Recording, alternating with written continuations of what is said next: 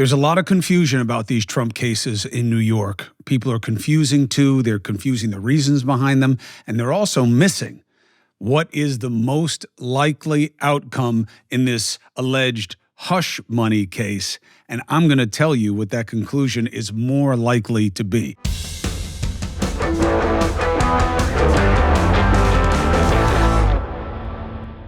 I'm Chris Cuomo. Thank you for being with me here at the Chris Cuomo Project. Thank you for subscribing and following. So here's your headline. Trump is more likely to beat this hush money case than he is to get the hook. That's why I've been so slow about the what kind of sentence, what does it mean?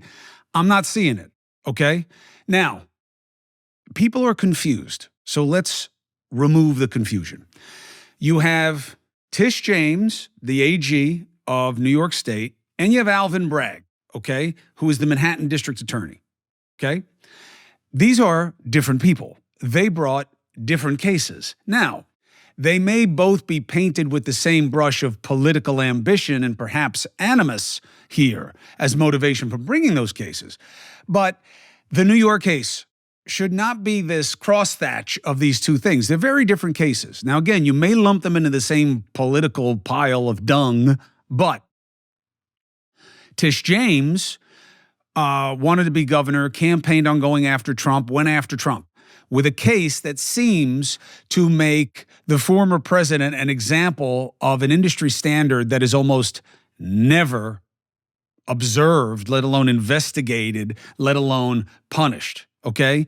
And what is that? That is guys playing with the valuations of properties in two different ways. One is to pump it up when you're looking to borrow against it so that there's a bigger valuation and a bigger equity cushion there potentially. The other way is when it's tax time. And you lower the value when it's tax time and you raise the value when you want to borrow. Okay, I like it, I don't like it. Irrelevant. It happens a lot, especially in commercial real estate. So why isn't it ever punished the way they're punishing Trump? That's a good question. And it leads you to what the motivations are. Oh yeah, but he did it. So just so what that they let other people go? He still did it. Well, there should be prosecutorial discretion. And if you usually let it go and you didn't let it go here, why? And is it because he did it to a larger degree than anybody else? Well, then let's look at the victimization side. The banks didn't lose any money. The banks were happy to do business with Trump. The banks had an ability to blow up his valuation if they wanted to and chose not to. So where's the victim? Oh, the victim is a public policy of a specifically designed statute to punish fraud. Okay, well, why do you punish fraud? You punish fraud because people are lying and they're getting over on the system. Ah, that's what Trump did. He got over on the system. No, not exactly, because the system was not taken advantage of because they were happy with the outcome, the banks. Ah, yes, but that's money that they could have lent to somebody else and couldn't because they gave it to Trump. Yeah, but they got the vig on the money they wanted. So I'm not seeing the victimization side of this. Now, within the letter of the law, is it accurate? Yes, but this is not a law school exam. This is not the bar exam. This is not a theoretical test. This is not a debate. It is something that stinks of political motivation, not least of which is because the Attorney General campaigned and told you she wanted to do this and then found a way to do it. That takes us to the second case, which is a totally different case, okay? One of them is about fines, humongous fines, the likes of which we've never seen in circumstances like this before. And I get why people are upset about it and everything that went along with it. But the other one, Bragg, is criminal. Go to jail, that means, if you lose. Now, this on its own is a very different obstacle to entry. We're talking about whether or not someone should have their freedom taken away from them because of what they did. Okay? Remember that. That's what we're talking about here. It's not as simple as you did it, it's wrong, you did it, it's wrong, and it's illegal, you did it, it's wrong, and it's illegal, and it's so fucked up that we want to take you out of society so that you can't do this again to somebody else. Right? I mean, that's the basic theory. Now, you can say, oh, yeah, but all these people get thrown away. We have to stop justifying what we want in the instant case as a function of how that system has performed poorly or unfairly in the past. And too many are doing that. Oh, but there's so many people, especially poor people of color, who get cases thrown at them that would never get thrown at a white guy, and they go away. Why not Trump? Two wrongs? Seriously? We got to be better than that. This is not about vengeance. It's supposed to be about justice, right? So if it's about justice, don't be Trump, right? Don't abuse the system. Don't debase everything. Don't make it as bad as it can be just so it suits your interests. Be better than what and who you oppose. I know that's frustrating, but that's the political argument here. And this is a political argument because brag reeks of politics. He was literally bragging about doing this. That's why he and Letitia James are getting confused, because they did both seem to come at this for the same reasons: ambition. Support for the Chris Cuomo Project comes from AG1. Man, oh man, if you are a listener, you know how I feel about athletic greens, okay? AG1 has been a go-to for me for years. Why? It's easier, it's price effective, and it's better. Instead of all the different bottles and how many pills and at what time and in what combinations, they did all the research so I could have complete confidence in my routine. One and done, man. That's because AG1 is a foundational nutritional supplement that supports your body's universal needs: gut optimization, stress management, immune support. So for me, I really combined all of these different needs into one, which became AG1, right? Every scoop: probiotics, the digestive enzymes for gut support, magnesium, which is big for me, B vitamins, energy support, adaptogens. They're all in there in the right levels, the right combinations to help support immune health. AG1 is the supplement that I trust to provide the support my body needs every day. And that's why they've been a partner for so long. So if you want to take ownership of your health, it starts with AG1.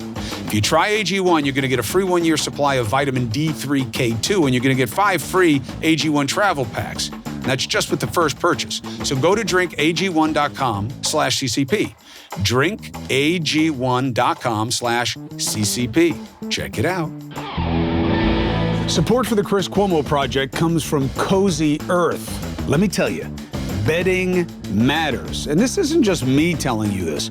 In a recent survey, 7 out of 10 parents said that they get an average of 3 hours of sleep a night in the baby's first year. Hello, Greg.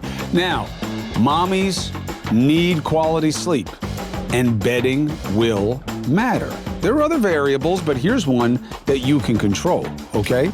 When we made the switch to Cozy Earth, I noticed the difference. I did not know that fabric or textiles could really be temperature sensitive, meaning if it's cold, they keep you warm. If it's warm, they can kind of cool you off. I did not know that. I know it now because I have Cozy Earth, okay? So, this Mother's Day, why don't you treat the mamas in your life to the luxury they deserve with Cozy Earth bedding and sleepwear, and prioritize her self-care and sleep health? Doesn't she deserve it? Don't forget, use my promo code Chris at checkout and you get 35% off at CozyEarth.com, okay? When you place your order, select podcast in the survey and select my show in the drop-down, and that will make me very happy. Now, the hush money case has never made sense to me, and I'll tell you why. Did he pay off these women? Yes. That's not a crime. Okay. Did he pay off this women in a way that legally you're not supposed to? No. Okay. Did he pay off these women for a reason that makes it a crime?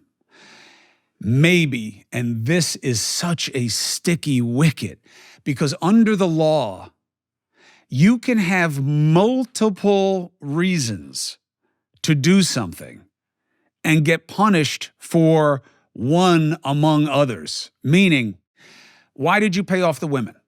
because let's just make up a couple of random ones and then ones that we know from the record. I was tired of hearing her about it or him about it, whoever you're paying off. Okay, fine. So convenience, yeah. She was threatening, he was threatening to tell the media, tell my family, tell whoever. Okay, that's about personal interest. Okay. But Trump had something else. He wasn't just trying to hide this from his wife, which, by the way, is an assumption that Melania didn't know. I'm not sure about that. Why? Several reasons. One, they always know. Two, Michael Cohen told me she had no idea about this, that he had to tell her about the deal that he was doing for Trump.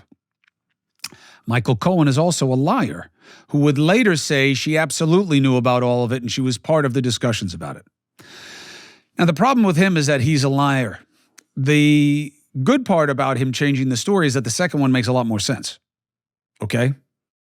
Donald Trump is not known for being a monogamist. And I'm not judging it, okay? I have no idea about what their marriage is about, no idea what makes it stay together and what works for each of them. I don't know. I do know that I hear on a regular basis that Melania is well aware of what he does. She may do the same thing, depending on what rumor you want to hear that day.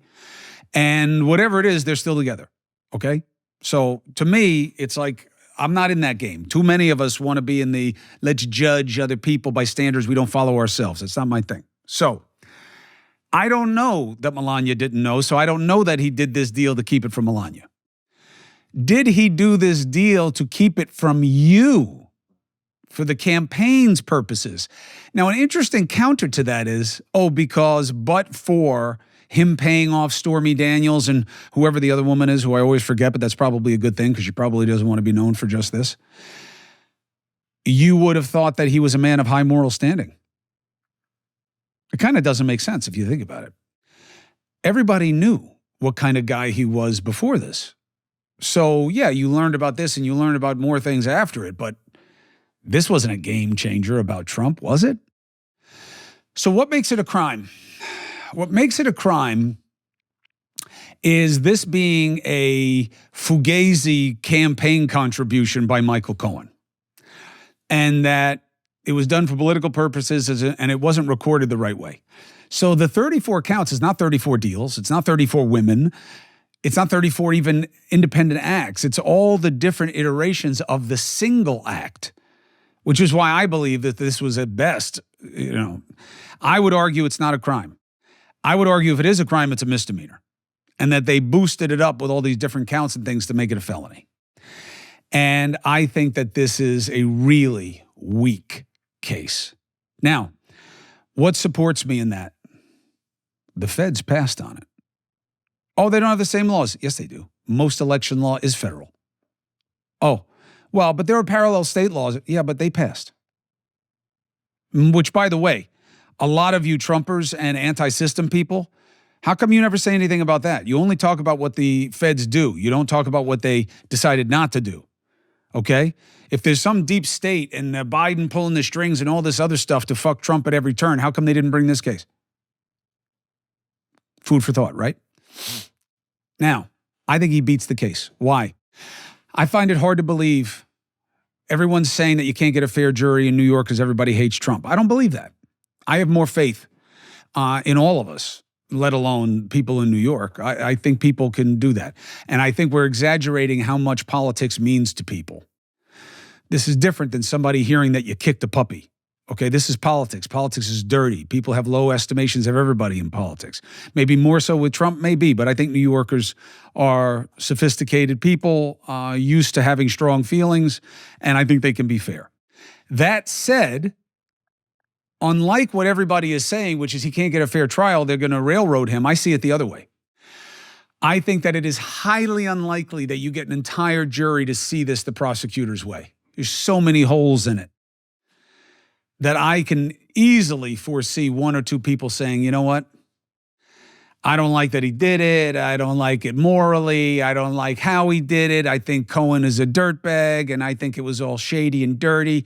But I don't think that this was about helping his campaign per se. I think that this was something he did on a regular basis, and it didn't really matter in terms of how people saw him. And even if it was kind of about that, it was really about something else. And even if it was about his campaign, it was like not something that I think he should go to jail for. Now, people will say, well, that's not the jury's job. Well, it kind of is. No. The sentence is about, the penalty phase is about the judge. Well, yes and no, because as a jury, when you make the determination that someone is guilty, you know what goes along with that, even if you are not defining what specifically it will mean in terms of time or nature of consequence. So I think he's going to beat the case because I think that it is weak, and I think that it is really pushing people's understandings of reasonableness when it comes to actions and what should be punished. So I think he's going to beat this case. Support for the Chris Cuomo Project comes from Done with Debt. Let me tell you, we're all dealing with it, especially in American culture, right? Because we're so credit sensitive. We have so much available credit. People take advantage of it. Often it takes advantage of them. High interest credit cards are real. Loans make it nearly impossible to pay off your debt. Inflation keeps just taking away what you can pay, keeps you stuck in almost a paycheck to paycheck existence. Done with Debt can be a lifeline. Done with Debt has this ingenious new system that gives you a way to deal with debt faster and easier than you probably thought possible. See, Done with Debt analyzes all the debt options that you qualify for. They know how to reduce bills, cut interest rates. They have a skilled staff of negotiators that know how to get debt out of your life, ready? Permanently. Done with Debt has a bunch of experts. They've been doing this, and they know the best strategies to reduce and remove debt from your life. But you gotta hurry, because some debt solutions are time sensitive. Here's how easy they'll make it. If you go to donewithdebt.com, that's donewithdebt.com, right? donewithdebt.com, you can find the answers to your debt problems. Now, what does that mean? The problem is not just the case, it's what it does to the overall complexion of all the cases. How so? Well, people tend to look at it as a basket. People keep saying 90 whatever indictments, 90 whatever charges, 90 whatever counts. Well, that's not really fair because they're all such different cases, right? What was done civilly with the valuations has nothing to do with like this kind of case about hush money, which has nothing to do with potential incitement of a riot on January 6th, which is really related but not the same as what he did and asked not to be done with certification of the elections in Georgia, which bears absolutely no connection to the keeping of the classified documents. Now, if you want to look at a through line, there is a through line. It is not legal. It's not legal. But it's not about legality. But it is true, and it is part of the story we keep neglecting here. I often say that Trump gets from the media what he asks for. He antagonizes members of the press. He demonizes them. He calls them out by name. He lies about what reporting is about and what's motivating it. And therefore, they get angry at him and they come after him. And that's how human beings work. And the idea that, oh, yeah, but they're supposed to be better than that. They're professionals. Yeah, remember that the next time a cop beats the shit out of somebody who's not answering his commands and threatens him personally. Oh, he's supposed to be better. He's supposed to de-escalate. These are human beings, okay? And if it's a struggle for cops, when that's exactly what they're supposed to do, how do you think it's going to be for journalists who have such a big index of subjective preference that goes into their work in the first place? Okay, so he gets what he asks for. That's true with these cases also, okay? That's true with these cases also. It's even true about the investigation into Russian interference. You have your people take messages, to take meetings, and to rub up against people who say they have access to Russian intelligence and Russian operatives. People know not to do that in politics. I've grown up in it my whole life. You don't mess with foreign people, let alone inimical foreign actors. But they did it anyway, because that's Trump. Okay? The documents, everybody does it. Yeah, they don't fight the FBI about giving them back the way Trump did. He was picking a fight because he knew it would likely work for him. And he was right, by the way, in my opinion. So that's not usual. Biden didn't do that. Pence didn't do that. You see what I'm saying? You get what you ask for. And there is a big aspect of that here. And you got to remember that. Oh, the system doesn't do that. Oh, yeah, ask Martha Stewart. When Comey went to talk to Martha Stewart to try to clean up this situation and figure it out, and she said, get out of my office, she wound up going to jail and going to trial. Why? Because she pissed him off. You get what you ask for. All right?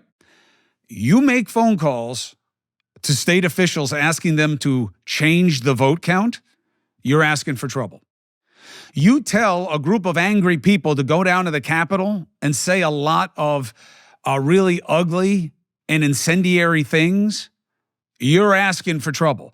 That's why words matter. That's why leaders use measured language. That's why Trump's crazy antics and exaggerations and hyperbole are so unusual for us, because leaders usually think better and more about what to say. That's why every time you guys want to play the gotcha game with the left, you got to find really weak-ass examples. You know, like someone saying, you go loud and you get in their face. Oh, look, she's asking for violence too. Biden, I'd like to take him out behind the gym. Well, which is it? The guy's a step from death and the other foot is on a banana peel? Or listen to him saying he's going to beat up Trump. He's giving messages of violence. Come on, you're picking this weak-ass examples because you know that Trump is aggressive and abrasive and instigatory in a way that we're not used to seeing. And that's what he did on January 6th. And there's a through line there. And he paid off these women and did it in a way with Michael Cohen where he knew it was kind of shady, and he did it anyway because that's what he does. He's okay with shady things. Just like with the money in his properties and his valuations. This is a man who believes in lie, defy, and deny as a strategy. Oh, but he's a great businessman. The fuck he is. What business has he ever run successfully except his own personal brand and image? Perverse as it is. Look at his casinos. They all go down. He runs nothing well. That is a farce. Multiple bankruptcies. Come on. Oh, but he ran government well. What are you talking about? You got the judges because the right was in power and McConnell engineered it for you. That's why. The Federalist Society put up the names, not Trump, not anybody he put in there. Oh, but he was great with the economy. The guy has multiple bankruptcies. He's been bailed out by daddy and other people, including China, multiple times. What are you talking about? Oh, but the economy was so much better. Even if that is the case, that's about policies that are universal to the Republican cause. He didn't create any of that stuff. He's not even a real Republican. What are you talking about? However, all that said, Cuomo's critical of Trump. I also think he's going to beat the hush money case. Why? Because I don't buy it as a crime. But he meant it. He wanted to cover it up for the campaign. So what? Even if he did, people do stuff like that in politics all the time. They cover things up. They quiet people down. I really think you got to be careful what you wish for, because I'll tell you something. My pop made an argument once about this kind of stuff that really stuck with me.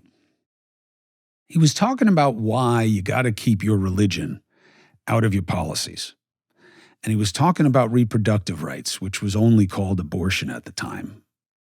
Pro-choice, pro-life, as if someone's pro-death.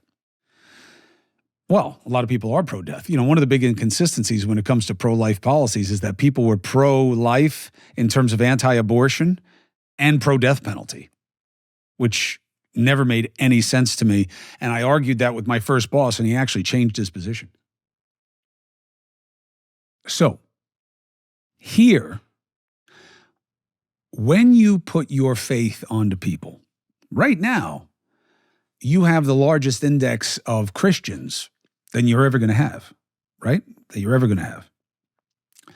What happens if you set the precedent that this is a Christian nation, Christian-inspired nation, Judeo-Christian ethics really found the basis of a lot of our laws, so we're going to stick with that, and then it becomes a majority Muslim country. Now, isn't it okay for them to say, we're really going to put in some more Ramadan practices? We're going to put in this little touch of Sharia because, as a people, this is what we really are. We all identify with this. Right? Hell no. Why? Because you got Islamophobia going for you there also, right? That's why Trump told you that Islam hates you. But you don't want somebody else's religion put on you. Oh, unless it's your religion. You see what I'm saying? That's why you keep it out of it.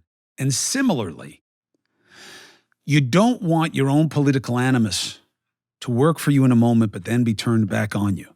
Remember, during the impeachments, if you were watching me at the time at CNN, I was saying, man, the Democrats are going to get this back, both barrels. What happened? As soon as the other side came in, boom, Hunter Biden. In another situation where the guy, let's take the allegations on their face and give let's give some dap to him, okay? Hunter Biden used his daddy's name to make money he had no business making. Maybe his uncle, too, Biden's brother. Okay. Welcome to politics.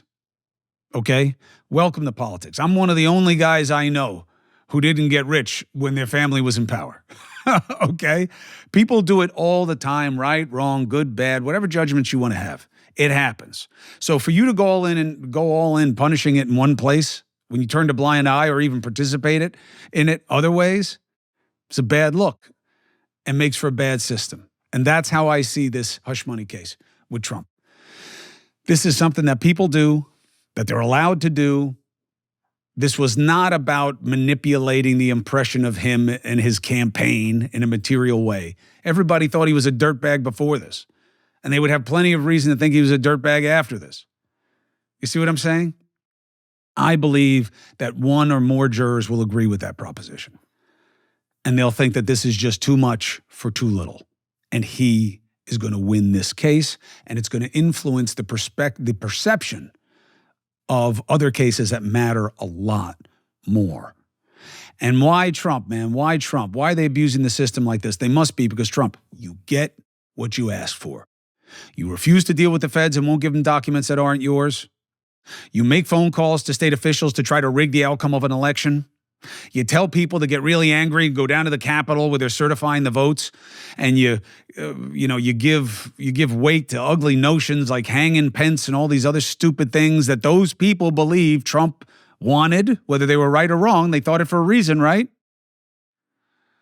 You're asking for these things. You're asking for it. And you got to factor that in also. It's not a coincidence that it's Trump, and it's not just not a coincidence because they're going after him because it's a deep state in Biden. It's because he asks for it. But when it comes to the hush money, I think he's going to beat the case.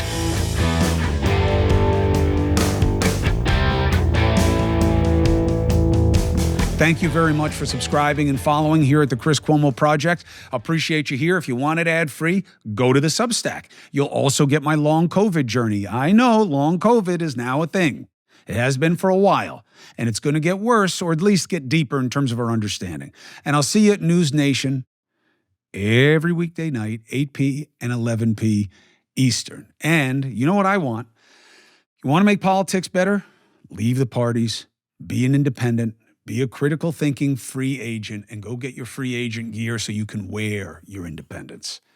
We're going to be dealing with problems. This is going to be a hectic year. I think Trump is going to beat this case in New York, but we're far from over where his troubles are concerned or our collective concerns as well with this election. So what do you say? Let's get after it.